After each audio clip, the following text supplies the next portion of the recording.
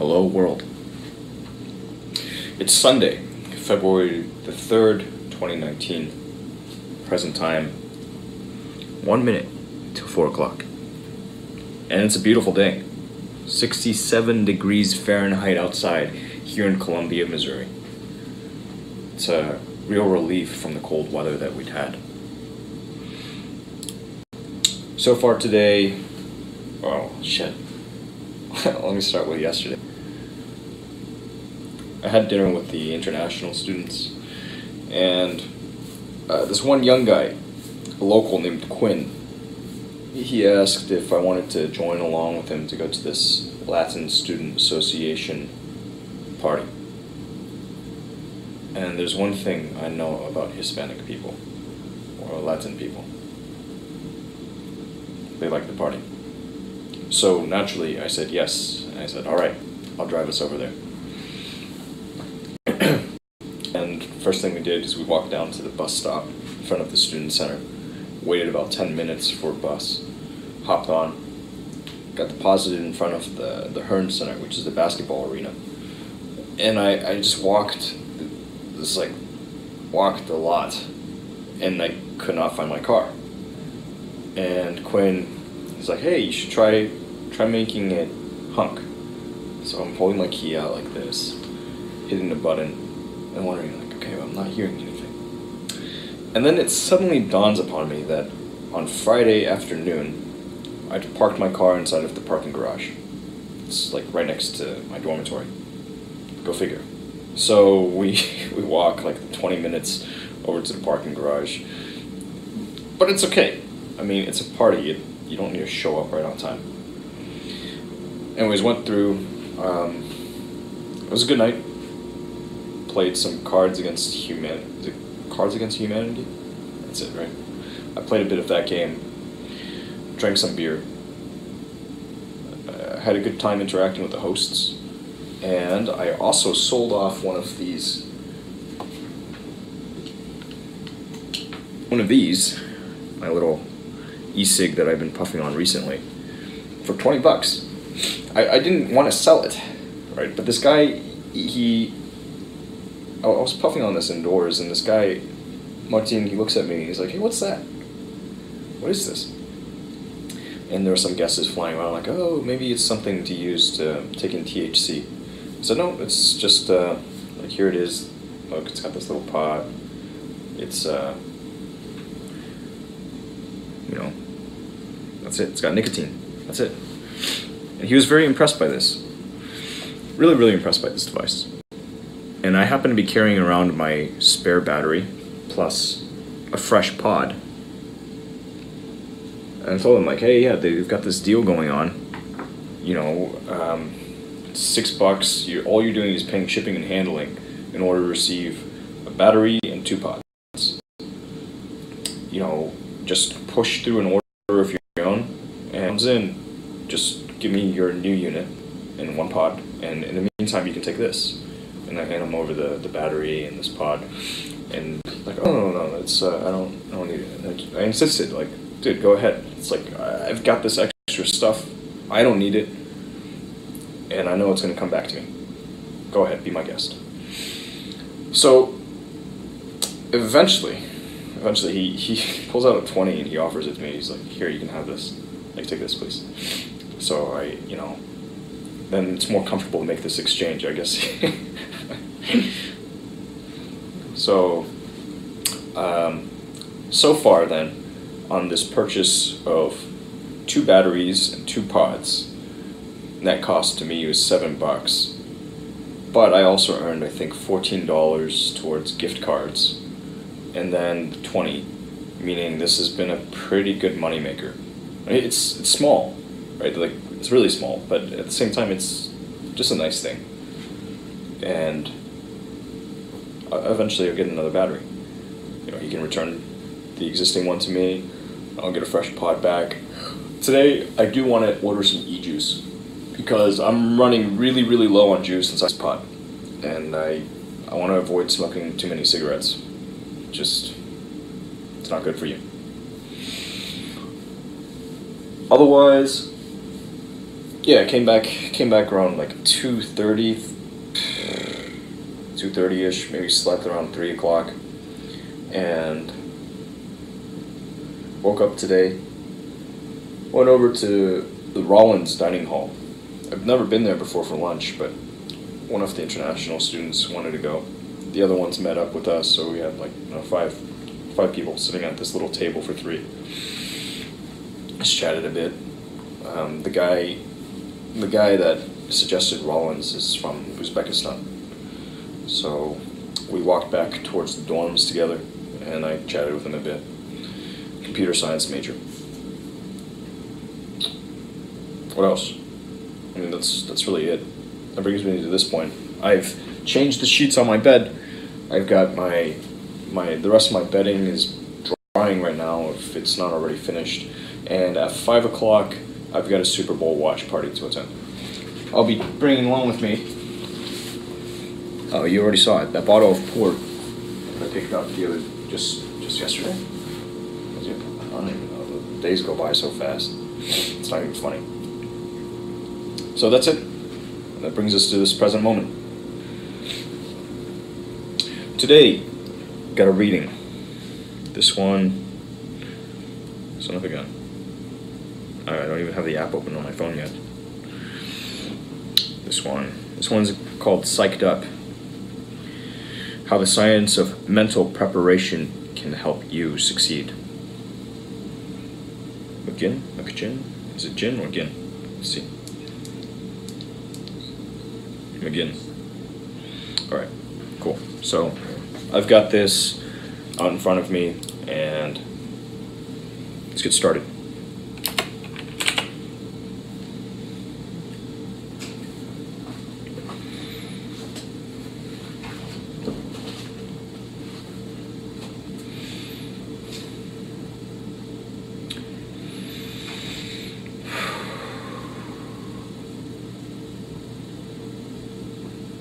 Psyched Up by Daniel McGinn.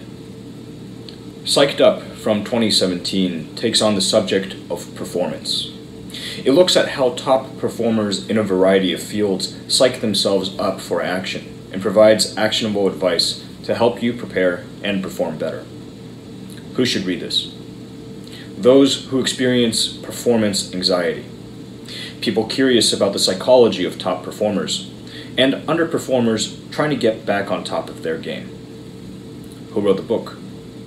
Daniel McGinn is an author and journalist. His work has appeared in Newsweek, Wired, and the Boston Globe magazine.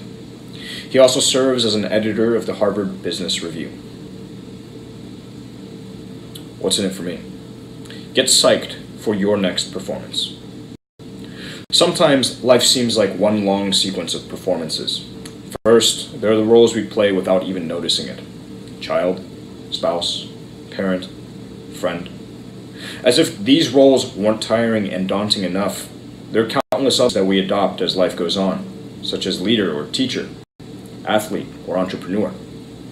So, how can you stay motivated when performing these myriad roles? Well, that's exactly what this book seeks to help you with.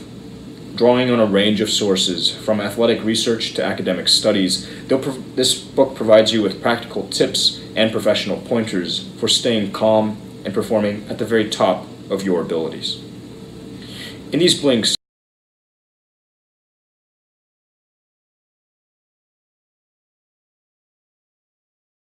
positive, and which song is the best motivation booster? You can deal with performance anxiety by reappraising it and centering yourself. The big day has arrived. In a few hours, you'll be auditioning for Broadway's next hit musical, singing and dancing for a group of people you've never seen before.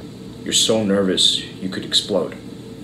Okay, maybe musical theater isn't your thing, but you've probably experienced pre-performance anxiety at some point, whether before a job interview or while preparing a presentation. Anticipatory anxiousness, more commonly known as the fight or flight response, is a physiological reaction to stress. When you feel threatened, your body produces adrenaline, a hormone that causes an increase in your blood pressure, as well as your heart and respiratory rates. Now, this is helpful if you have to run away or engage in a physical confrontation. It's not so great, however, when there's no tangible threat of danger. Inconveniently, almost any stress can trigger the fight or flight response. For instance, the American musician Carly Simon once suffered such an acute attack of anxiety during a 1981 concert that she had to seek help from the audience. Fans had to get on stage and calm her down by rubbing her arms. But maybe you're looking for a less hands-on laxant. One way to alleviate anxiety is to reappraise it. Alison Brooks first perceived the benefits of reappraisal while auditioning for Princeton's undergrad a cappella group. She noticed that excited singers tended to perform better than nervous ones. Later, while pursuing her doctorate, she conducted a study. Before giving a performance, participants were told to do one of three things. Say, "I'm so excited," say, "I'm so nervous," or say nothing and try to remain calm. Results proved Brooks's hypothesis.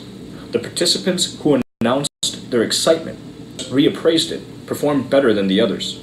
They managed to alchemize anxiety into excitement.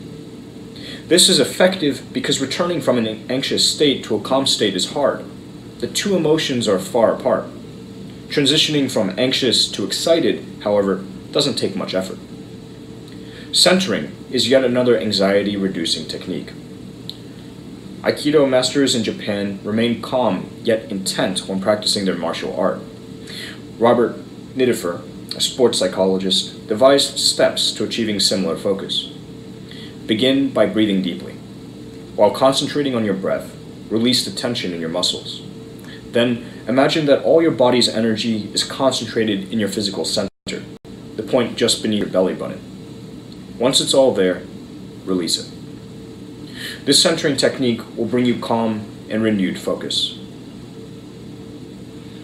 Rituals and beliefs can improve your performance. There are countless ways to prepare yourself for an upcoming performance. Some people opt for meditation. Others, like the singer Carly Simon, sometimes ask to be spanked because the physical pain helped her conquer her stage fright.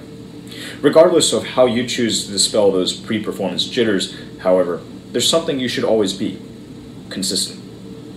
Athletes are aware of this, and it pays off. Just consider the findings of a 2010 study conducted by sports psychologist Stuart Cotterill. He took studies of athletes' pre-performance routines and, in an attempt to gauge the effectiveness of these routines, did a meta-analysis. His findings were illuminating. They showed that when athletes engage in an uncontested activity, such as a putt in golf or a free throw in basketball, a little ritual, think swinging the club twice or bouncing the ball a few times, improved their performance. Furthermore, athletes without rituals can learn one and expect the same results: better performance. Group rituals are even more effective, according to a study by Michael Norton, professor at Harvard Business School. In this study, he split 221 participants into multiple teams, who then competed in a scavenger hunt. Prior to the hunt, some teams learned and performed a ritual. Standing in a circle, they stomped and clapped, then put their hands in the middle and yelled, "Let's go!" Meanwhile, members of the other teams silently read an article. In the end, the teams who performed the rituals did far better in the hunt. They found locations faster and missed task deadlines half as often as the other teams. And, post-hunt, the members of these teams were more likely to say they liked each other. Belief also has an effect on performance. Just consider the surprising findings of Lancaster University's Sally Lincoln-Alger. In one study, she found that if golfers believed their clubs had once belonged to renowned Professional Golfers Association players, they performed much better. Compared to a control group, they estimated holes to be 9% larger and were 32% more likely to sink their putts. Lincoln-Alger thinks this is due to positive contagion, a term she coined to describe the idea that objects can be imbued with the powers of the people who touch them. It's also partially why people cherish autographs. The mere signature of a famous person infuses the signed paper with a special intimacy. Knowing when to switch to autopilot can improve performance, and priming may affect it too. You've probably heard of thinking fast and slow, the best-selling book by Nobel Prize-winning psychologist Daniel Kahneman. In the book, Kahneman argues that the human brain has two cognitive systems, one fast, the other slow. System 1, the fast one, is almost reflexive. It operates with little conscious effort. System 2, in contrast, operates slowly and requires concentration. System 1 is a sort of autopilot. Meanwhile, System 2 has you fully in the driver's seat. This impacts performance because System 1 can help you stay cool under pressure. Richard Jenkins, who serves as CEO of a startup, always switches to System 1 cognition when he gives presentations. He does this by opening with the same introduction, which he knows so well that he barely has to think. This intro helps him establish an instant connection with the audience, and after delivering it, he can seamlessly transition to the topic he's presenting on, knowing that the audience is engaged and sympathetic. So knowing when and how to switch between System 1 and System 2 may affect your performance. But it's not the only performance-influencing phenomenon out there. Another is priming, that is, planting a subconscious bias in someone without their knowledge. The most famous research in this field is by John Bart, a psychology professor at Yale. In one of his experiments, he had participants solve word puzzles. Some of those puzzles contained rude words such as obnoxious and impolite. Others contained polite words like patiently, cordially, and appreciative. Afterward, each participant was asked to wait. They would receive further instructions soon. Meanwhile, the person who was to give them these instructions conducted a conversation with a third party, in full view of the participant. The result? Well, the people whose puzzles had featured rude words were quicker to interrupt the conversation than those who'd been exposed to polite words. In short, each participant had been primed to act in a particular way. Unfortunately, it doesn't seem likely that you can prime yourself. After all, priming takes place subconsciously, and it's pretty tough, if not entirely impossible, to consciously alter your subconscious processes. So the question remains, what else can you do to perform better? When giving pep talks, put your listeners in a growth mindset and choose the content based on the situation. In the classic 1986 sports film Hoosiers, Gene Hackman's character, Coach Norman Dale, delivers a particularly effective pep talk to his basketball team as they play in the semifinals. Coach Dale tells his team of young players to remember the fundamental things that got them here. They should ignore the size of the crowd and the opposing team's fancy uniforms. They should even ignore the score. All that matters, Dale says, is that they execute, to the best of their ability, the things they've been practicing. If they do that, and really try their best, then they're all winners. You'll notice that this speech doesn't focus on outputs, such as winning the game. Rather, it focuses on inputs, or the amount of effort each player contributes. This, according to Stanford psychologist Carol Dweck, is a sort of pep talk that will put people in a growth mindset, a state of mind that enables them to perform well and, over time, even improve. So, when giving a pep talk, do your best to emphasize input, not output. Another tip for good pep talks is knowing when to appeal to the emotions of your audience and when to rely more on facts. Tiffany Vargas used to play soccer in Texas. During this time, she became interested in pep talks, so it seemed only natural to tackle the topic when she entered graduate school. In research conducted for her PhD, Vargas discovered that there's a time and place for information-heavy pep talks. When a team has never played against a particular opponent, or when it's suffered a narrow loss to that opponent, concrete information is especially useful. However, if the team is an underdog or about to compete in a championship match, it's better to stir up the players' emotions with some fiery language. Use music to improve your physical performance. If you had to name the quintessential motivational song, the one most associated with getting psyched up and ready to rumble, which would you choose? Did Eye of the Tiger come to mind? Well, there's a reason Survivor's rock single was used as a theme song for Rocky III. It truly does improve people's performance. Just consider these results from a 1995 study. Researchers took runners who'd clocked identical times on a 60-meter dash and paired them up against one another. However, before racing, one runner from each pair listened to Eye of the Tiger, while the other stood silently by. 1 minute of music had significant effects. It hastened the listening runners' heartbeats, as well as tensed their muscles and lowered their anxiety. Physiological effects that gave them a definite advantage and allowed them to beat their opponents. Today, this song is used as an inspirational anthem by countless individuals, from care providers assisting stroke patients to CEOs setting the mood for board meetings. But why are some songs, such as Eye of the Tiger, such effective motivators?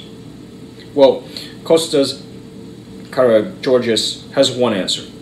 A consultant for massive sporting brands like Nike and the agency IMG, Karageorgis is the world's preeminent expert on the effects of music on athletic performance. He says that rhythm and musicality, the use of melody and harmony, are the ingredients that make a song motivating. The effects of motivational music are less vague. When listening to inspirational music, an athlete will begin to move in sync with the beat. This synchronicity both energizes and calms the athlete. The music may also reduce the athlete's perception of exertion, making the workout feel easier than it truly is. What's the best way to harness the motivational might of music? When working out, try splitting up your regimen into separate periods. One for stretching, one for warming up, and then one for strength training, endurance, and cooling down. Karageorgis recommends tailoring your playlist to each period, so that while you're running, for example, there's a rhythmic beat, and a more relaxing tempo for when you're cooling down. Competition and rivalry improve performance. Do you remember the first time you felt it? Perhaps it was during a game of Monopoly, or maybe during your first game of tag. Whatever it was, you've probably experienced it, the thrill of competition.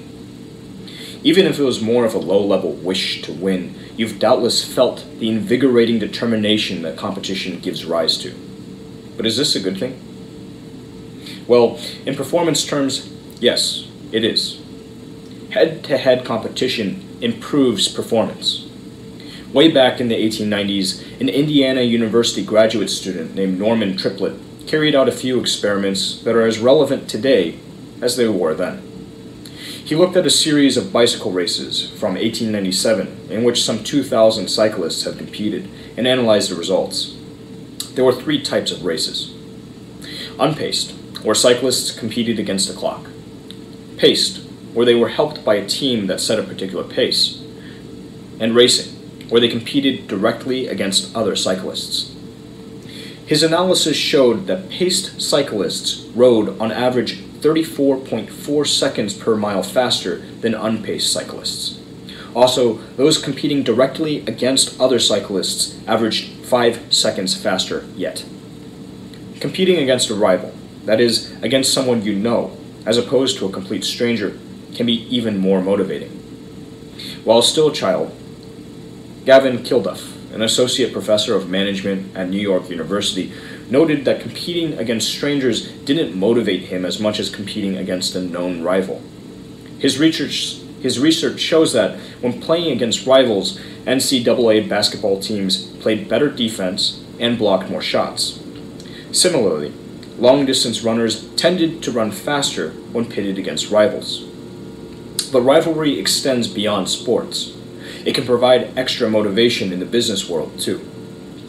In 2012, a man named John Legere took over as CEO of T-Mobile.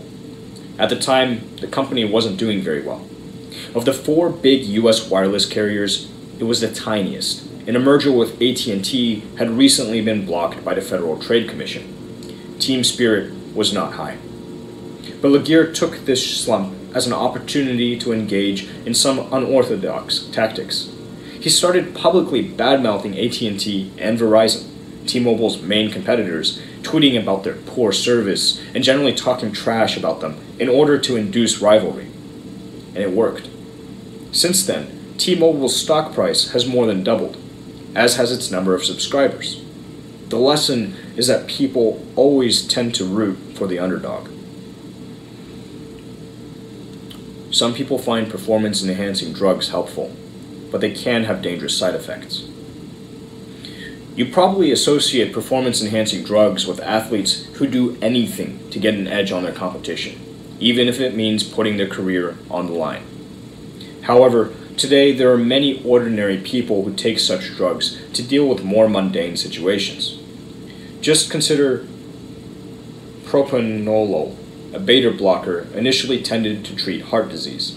Developed in 1962 by a Scottish pharmacologist named James Black, the drug inhibited the body's reaction to adrenaline. This, in turn, lowered blood pressure and reduced the likelihood of heart attack. Fast forward to the 1970s, and it was also being prescribed as a cure for performance anxiety. Today, it's in wide use, and some people, such as Scott Stossel, the editor of The Atlantic magazine, swear by it. Before beginning to use propranolol, Stossel's anxiety was threatening to derail his career. He could hardly give speeches or get through televised interviews without having a total meltdown. There are side effects, including blurred vision and feelings of constriction in the chest, but for Stossel, it's worth it. He's now able to do things he could barely tolerate before. Performance-enhancing drugs are now also commonly used to improve focus. The two most famous examples are Adderall and Ritalin, but there are others. Modafinil, for instance, is especially popular among Silicon Valley and Wall Street high flyers.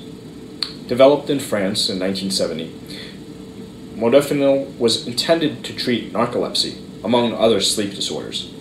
How it works is still a bit unclear, but users feel an enhanced sensation of alertness and wakefulness. This, in turn, helps them enter a state of concentrated flow. Most people are familiar with the potential side effects of Adderall and Ritalin. Addiction, for example, is common and can cause psychosis. Unlike these drugs, modafinil is less addictive, according to some studies. Nonetheless, the FDA considers its risk of addiction significant enough to classify it as a Schedule IV controlled substance. Despite these risks, many people do take performance-enhancing drugs, claiming that they help them get more out of life. Final summary. The key message in this book. Whether you're running a 100-meter sprint or a board meeting, you want to ensure you put in your best performance. Luckily, there are ways to give yourself a competitive edge.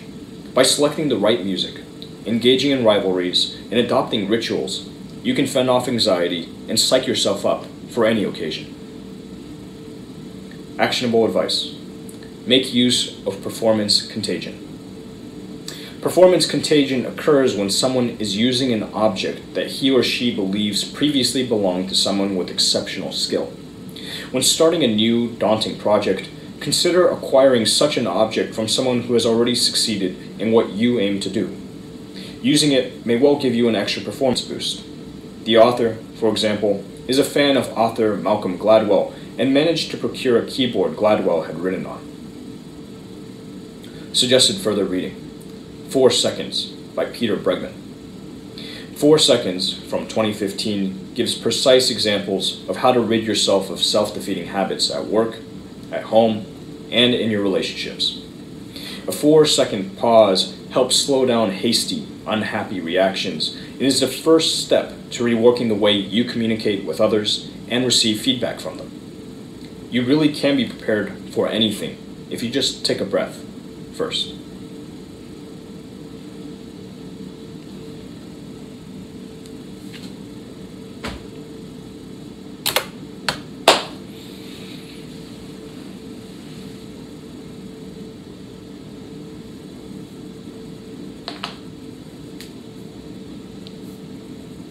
That was, 23 and a half minutes roughly?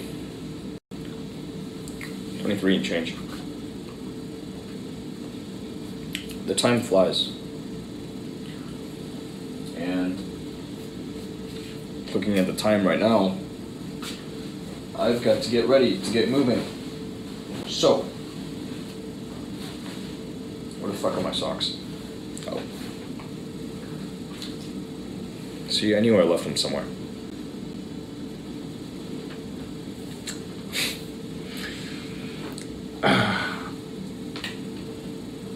I'm excited. I'm excited to see who shows up to this little gathering. There aren't many girls that I find particularly interesting in my program. Well, that's okay. It's whatever. Eventually I'll come across someone who really jumps out. In the meantime, I've been picking up some new contacts here and there. I'm excited to see where they might lead. And the ones that just are ghosting, they'll ghost. It's just how they communicate.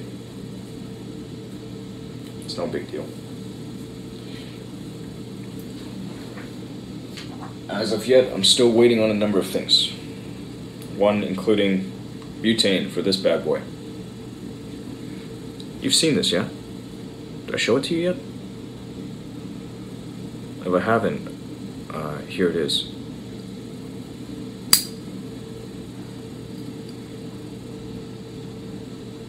I really don't know if I've ever showed this off. Huh. So things are good.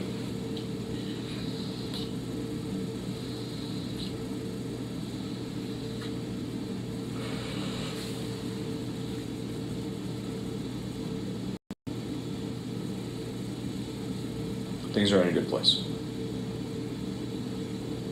We'll see if I can get some shit done while watching the game.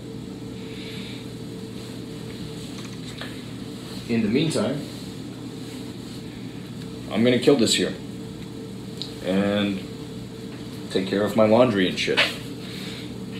No, that's it. Super brief. And I may be back later tonight. I'd like to, because I need to spend some time going back over the content.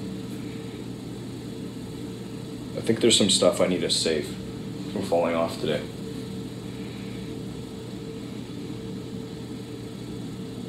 But that's it for now. If you're still watching, thank you. Be back soon. Until next time, take care.